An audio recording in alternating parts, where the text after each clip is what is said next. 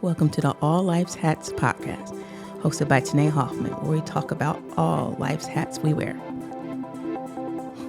This episode is kind of one I'm been avoiding because it goes to a deeper place that I've been in previous episodes. This episode is about my personal mental health journey. Now, in previous episodes, I've danced around the subject of my battle with depression and anxiety.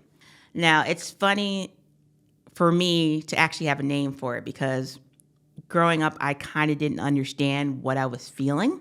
So at the age of 19, I finally figured out the name for it. But for me, a lot of people would say, oh, I would love to live through high school again. I would say I would never want to live through high school again because the person I was then, up until the age of about 23, that I have to say was the hardest period of my life personally. I can say I have battled with depression and anxiety for a good portion of my life. At the age of 9, I witnessed my father have a seizure from his alcoholism, which caused me to this day to hate seeing people act out seizures in like movies and TV shows because it freaks me out because I've seen a real one. So yeah, still bothers me. I had dealings with DIFUS when I was a kid, but now it's DCPMP when I was a child. So I had dealt with that growing up. I dealt with my abusive alcoholic father. I had problems with self-worth and image, with my father telling me basically don't smell yourself, was his famous phrase for me growing up, which basically don't get too full of yourself. But when you don't feel that well about yourself anyway, doesn't make a difference. I looked for a phrase of looking for love in all the wrong places. Kind of did that in middle school and high school. Fell for the very wrong people because I didn't feel the love within. So I was seeking it outward, and I got depressed to the point where at 16, I tried to take my own life. Now, not a lot of people know that about me because it was a very dark time in life, and I can say now it was kind of dumb because what I tried to do was at the time, was getting a lot of headaches, so I used to take ibuprofen all the time, which caused medical issues later. But I also started to take pain medication to try to dull the emotional pain I was feeling. So one night I was having one of my very bad night, and I thought, let me take a bunch and see what happens. Well, thank God for expiration dates because the medication I took were all expired pain meds, and the amount I took really didn't do anything. So I woke up the next morning kind of pissed that it didn't work, also with a massive headache. So I continued to struggle, and I honestly can say I had thoughts of suicide many times after that. I just didn't try because I thought I was going to fail again because I couldn't think of a reason to stay on the earth. But what helped me was when I got sick my freshman year of high school. For my freshman year of college, I got sick. And I usually don't get sick, so I was like, why am I having a sinus? Like, my sinuses are bad. I couldn't, talk really. And I remember going to the campus nurse, and they couldn't find anything physically wrong with me. So they literally told me it was in my head. And that's the last thing you want to hear is, oh, you have a mental, you're in my head. I'm thinking, oh, you're crazy. So I remember going to our campus therapist for the first time. Her name was Allison.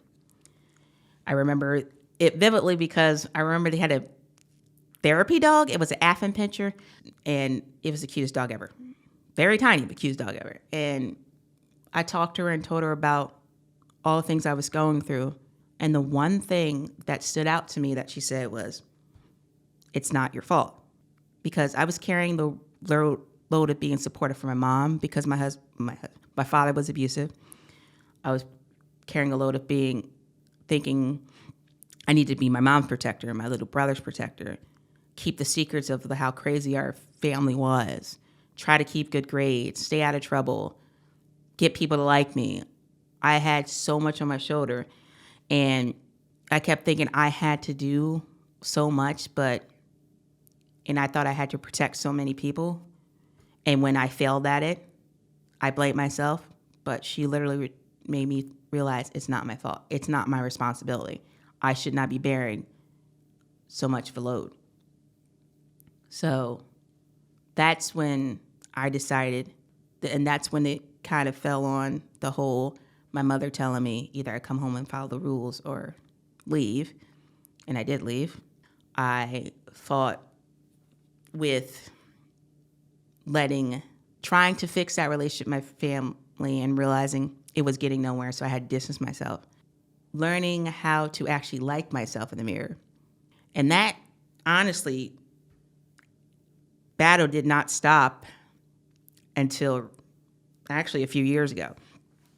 Because I've always been good about adapting to my surroundings, being a different person to whoever was around me, just so they wouldn't have to see me, just so I can keep them at a distance, kind of a self-defense mechanism. So for some friends, I was the smart kid. For some other friends, I was the bubbly person. I was trying to be everything to everyone.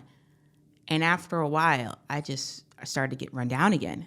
When it all said and done, I didn't like to be by myself. Like, if I was in a quiet room, I absolutely hated it because that's when my brain was talking to me and I didn't like it. So I finally had to realize, who am I living for?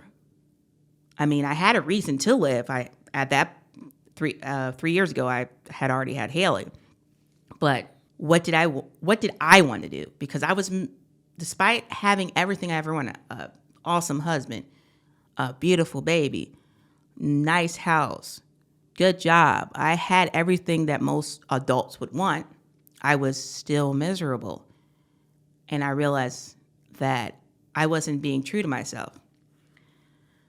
And it took a friend of mine who passed a few years ago to make me realize that she used to say, enjoy your life. She never said goodbye because she thought that was too finite. And I actually have a tattoo that says, enjoy my life. Enjoy your life on my leg because of her. I finally let go of trying to please everybody and started to be myself. That's when I started to dye my hair all these different colors, started to wear different clothes, started to finally putting my foot down and getting a tattoo. That is, I felt, was the climax of my journey of being me. I'm finally stop letting the wrong people into my life. I finally stopped questioning who I was because I finally started following a path where I felt good about it. Yes, is it uncomfortable? This is uncomfortable for me. Just talking on camera, talking in general is uncomfortable for me sometimes, but getting past that and just doing it has made me enjoy it. So that's why I'm a realtor now, because it was a gamble to go from a stable job to this unpredictable market, but I feel a lot stronger and a lot freer doing something I feel has a purpose. I feel a lot freer and stronger being who I want to be, being free to be a dork, going to Comic-Cons, dressing up, being that mom who dyes their hair rainbow for the kid's birthday or dresses up as an Encanto character for Halloween just because. And yes, I already know what I'm doing this Halloween because the child is obsessed with Nightmare Before Christmas. So you will see me as Sally from head to toe with my little Jack. I embrace more of my silly side or my creative side because I feel safe and finally feel free to do so. And for anyone struggling like I did for so long, definitely, it's okay to be you. You should see my offices. I have a home office and a work office. all around me is me. I have Stitch everywhere. I have my comic book stuff, like Marvel characters. I have my music CDs because I'm a big music person. My office at work is very colorful with phrases to keep me going, and a poster with Robin Williams, who is one of my idols. So around me, I keep around things that remind me of who I am.